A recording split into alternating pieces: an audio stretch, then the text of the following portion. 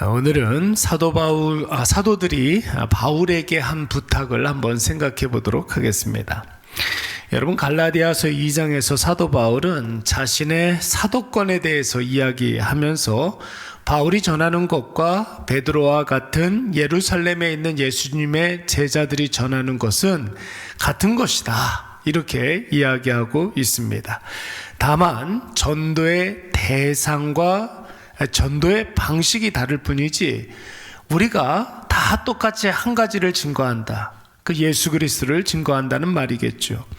여러분, 이것을 우리는 복음이 갖는 통일성과 복음 전파의 다양성이다, 이렇게 이야기를 하는데, 하나의 진리를 이 세상 수많은 사람들한테 증거할 때 다양한 방식으로 또 복음을 증거할 수 있어야 합니다. 남자에게는 남자에게 맞는, 여자분들에게는 여자분들에게 맞는 그런 어떤 특수성을 가지고 있는 사람들에게 다양하게 우리가 복음을 증거할 수 있다, 그렇게 말씀하고 있는 것입니다. 그리고 오늘 본문의 말씀에서는 베드로, 야고보, 요한, 이런 사도들과 복음을 가지고 이제 계속해서 사도 바울이 소통을 나누고 있다라는 것이죠. 그리고 특별히 사도들이 자신에게 부탁한 것 한 가지가 있다라는 것입니다. 여러분, 그것이 무엇입니까? 예루살렘에 있는 사도들이 안디옥에 있는 사도 바울에게 부탁한 것이 있다. 10절 말씀에 보니까 가난한 자들을 부탁했다고 했습니다. 여러분, 이 말은 예루살렘 교회에 있는 성도들을 부탁했다는 말이에요. 예루살렘에 있는 성도들. 여러분, 우리가 시대적 어떤 배경을 좀 알지 못하면 이 말씀이 좀 이해가 안 되는 말씀인데, 여러분, 예루살렘 있지 않습니까? 유대교의 총본산이라고 이야기할 수 있는 이 예루살렘이라는 도시는 여러분 굉장히 그때에도 중요한 도시였습니다. 지정학적으로도 로마가 팔레스틴을 지배하는데 굉장히 꼭 필요한 도시였고, 뿐만 아니라 당시에 많은 사람들이 예루살렘이 중요하다고 해가지고 예루살렘이 굉장히 풍족하고 윤택한 그런 삶을 살았던 곳은 아니었어요. 더군다나 여러분, 2000년 전 당시에 기근과 흉년이 한번 오게 되면 여러분, 이 지역을 완전히 쑥대밭을 만들어 놓고 말았습니다. 더군다나 여러분, 이곳은 지진이 굉장히 많은 그런 곳이었거든요. 지진이 많이 있기 때문에 당시에 유대인들이, 이 예루살렘에 살고 있었던 유대인들이 굉장히 힘든 그런 삶을 살아야만 했습니다. 오히려 그런데 여러분, 바울의 본교회, 바울을 파송한 여러분 안디옥 교회 있지 않습니까? 수리아의 안디옥이다, 이렇게 이야기하는데, 여러분, 이때 당시에는 안디옥이라는 그런 도시가 굉장히 많이 있었습니다. 우리가 1차 전도 여행 때도 살펴봤지만 비시디아 안디옥, 여러분 거기도 안디옥이거든요. 비시디아 지역에 있는 안디옥이라는 거예요. 오늘 본문의 말씀에 나오는 것은 수리아 지역에 있는 안디옥을 말하는 겁니다. 여러분, 그때 당시에 이 지역을 다스리던 셀레쿠스라는 그런 장군의 아버지 이름이 안디옥이었어요.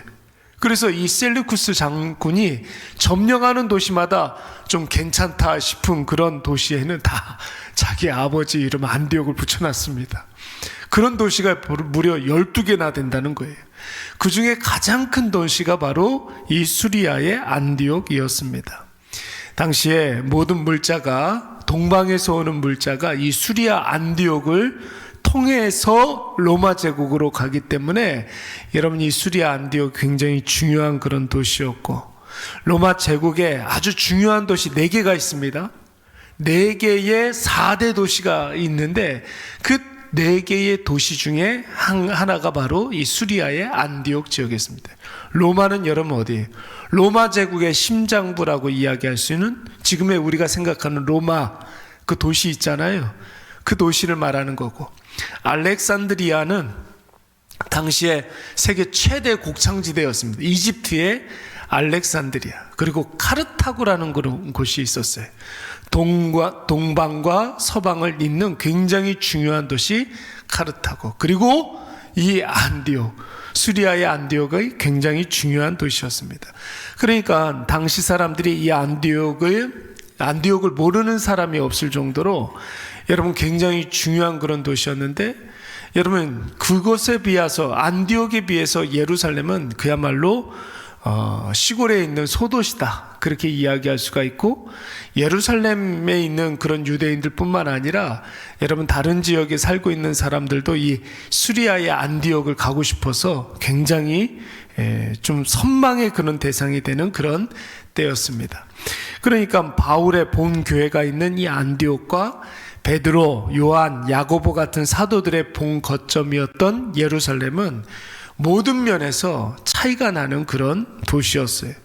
그런데다가 여러분 AD 41년경, 48년경 요때에 예루살렘에 엄청난 지진과 대흉년을 맞이하게 되는데, 여러분 이로 인해서 예루살렘에 살고 있는 유대인들은 여러분 생활이 말도 못하게 피폐했습니다.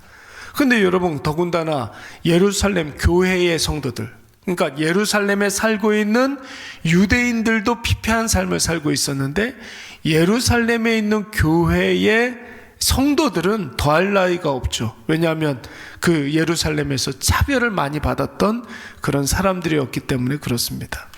그래서 우리가 너무나 잘 알고 있는 대로 바나바 하면은 여러분 가장 유명한 것이 무엇입니까?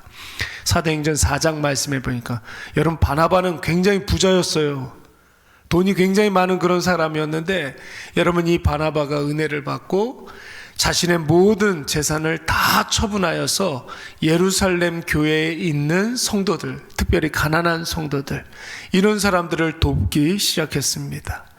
여러분 그래서 교회에 헌금을 하고 교회 안에 굶주리고 있었던 형제자매들을 구휼하게 되는 것이죠. 그리고 바나바가 그렇게 하니까 예루살렘 교회 안에 돈 좀 있었다는, 돈 좀 있는 그런 사람들이 있을 거 아닙니까? 형편이 좀 더 나은 그런 사람들이 바나바처럼 자신의 재산을 다 내놓고 빈곤에 처해 있는 형제들을 돌보기 시작했던 거예요. 그 중에 여러분 아나니아와 삽비라도 있습니다.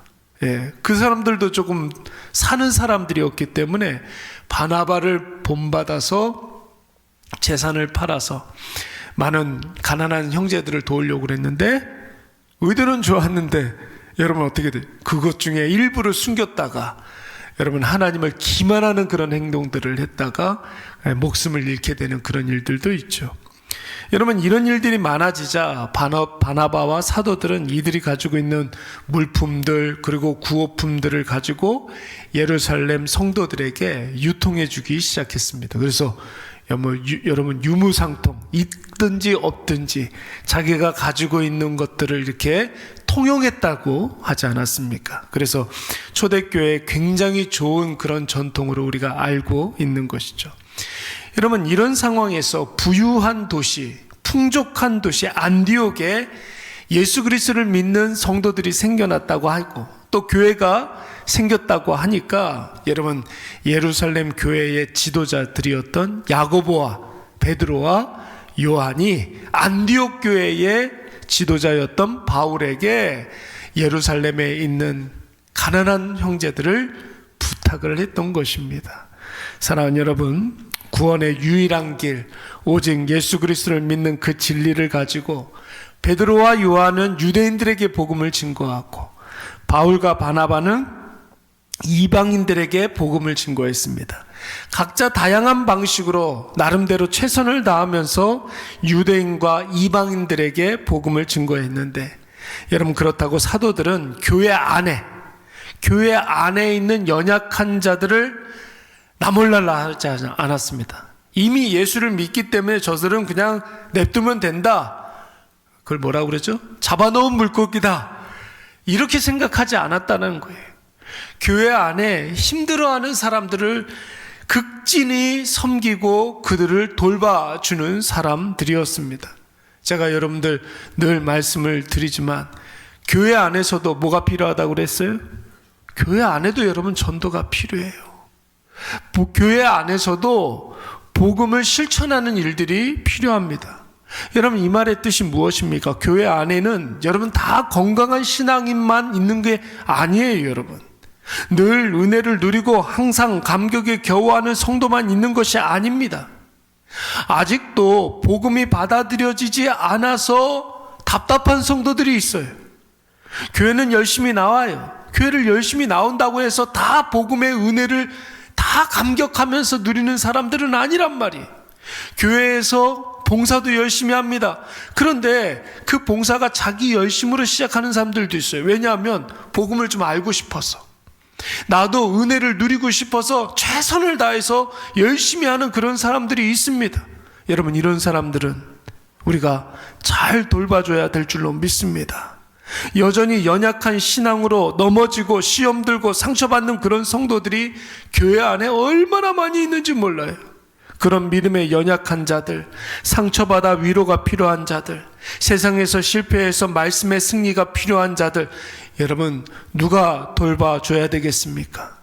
그 과정을 이미 겪고 그 과정을 이미 극복한 먼저 믿은 자들, 먼저 은혜를 체험한 사람들, 먼저 복음으로 승리한 사람들이 여러분, 그들을 돌봐줘야 될 줄로 믿습니다. 그래서 우리도 초대교회 성도들처럼 가진 거 다 팔아가지고 유무상통하자, 여러분, 이런 말이 아닙니다.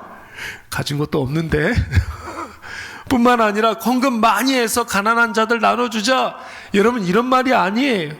오늘날 이 말씀을 우리에게 가장 잘 적용하는 것은 그들과 함께 있는 거예요. 함께 있는 거예요. 함께 있어주는 것. 그래서 여러분, 로마서 12장 15절 말씀에 뭐라고 그랬습니까? 즐거워하는 사람들과 함께 즐거워하고, 그리고 우는 사람들과 함께 울라고 그랬어요. 그게 복음이라고 그랬어요. 함께 있어주는 것. 믿는 성도들이 교회라는 한 몸의 지체가 되었다라는 것은 그들과 함께 있어주라는 거예요. 한 몸 되어서 그들 곁에 있어주는 것이고, 함께 예배 드려주는 것이고, 예배가 어색한 사람들에게 여러분, 예배의 모범을 보여줘야 하는 것이고, 함께 기도하면서 기도가 익숙하지 않은 성도들에게 기도의 힘을 보태줄 수 있어야 하는 거죠. 그래서 여러분, 청소년 부서가 장년들하고 같이 예배를 드려야 되는 거예요. 왜냐하면 아빠가 기도하는 것을 보고 아이가 아빠를 카피하는 거죠. 예배를 통해서 엄마가 진실되게 예배를 드리는 것을 보고 아이들이 그 예배 드리는 모습을 카피하는 거예요. 여러분, 그래서 함께 있어주는 거예요. 그래서 가족은 함께 예배 드리는 것이 매우 중요한 것입니다. 아빠와 딸이 같이 예배 드리고 같이 기도하고, 이런 일들이 굉장히 필요한 겁니다. 가끔 가다가 연세 드신 성도님들이 종종 나이 먹고 가진 것이 없어서 교회 보탬이 못 되어 드려서 죄송합니다, 이런 이야기 할 때가 종종 있어요. 아닙니다, 여러분. 절대 그렇지가 않아요. 교회의 가장 큰 보탬이 되는 성도들은 성도들이 모일 때마다 함께 있어주는 성도예요. 여러분, 성도들이 모일 때마다 함께 모여서 같이 기도하는 그런, 여러분, 같이 예배드리는 그런 성도들, 얼마나 중요한지 모릅니다. 10,000,000금을 헌금하고 교회 안 나오는 성도, 여러분 어떻습니까?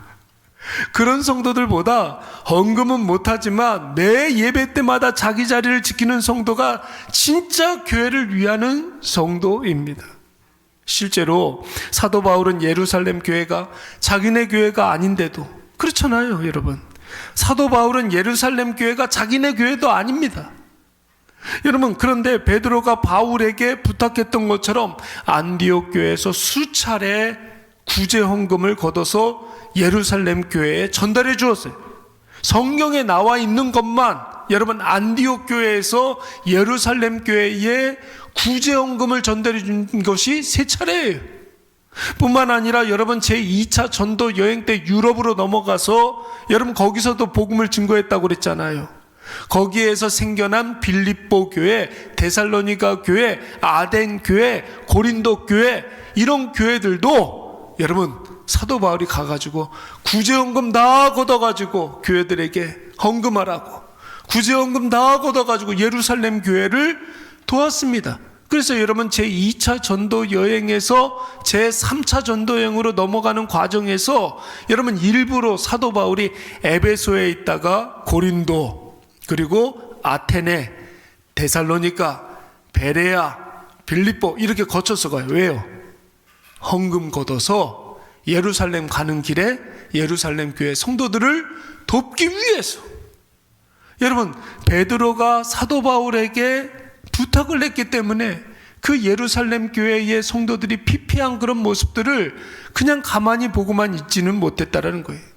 사랑하는 여러분, 복음으로 타인을 섬겨주시고 돌봐주시기 바랍니다. 특별히 우리 교회는 믿음이 연약한 성도들이 많이 있어요. 이제 막 예배 드리면서 은혜 받고 이제 막 예수 믿는 그런 사람들이 꽤 많아졌어요.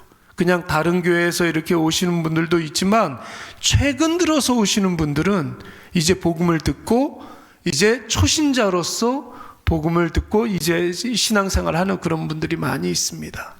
많이 돌봐주시기 바랍니다. 삶이 지치고 괴로워서 마음에 병든 이들도 있고 개인적인 여러 가지 힘든 일들로 인해서 고통받는 지체들도 있습니다. 교회 안에서도 여러분 전도하시기 바랍니다. 교회 안에서도 복음을 실천하시기 바랍니다. 그들과 함께 있어 그들이 울 때 우리도 같이 울어주고 그들이 즐거워할 때 함께 즐거워하는 우리 모든 일회교회 가족들이 되시기를 간절히 축원합니다. 기도하겠습니다.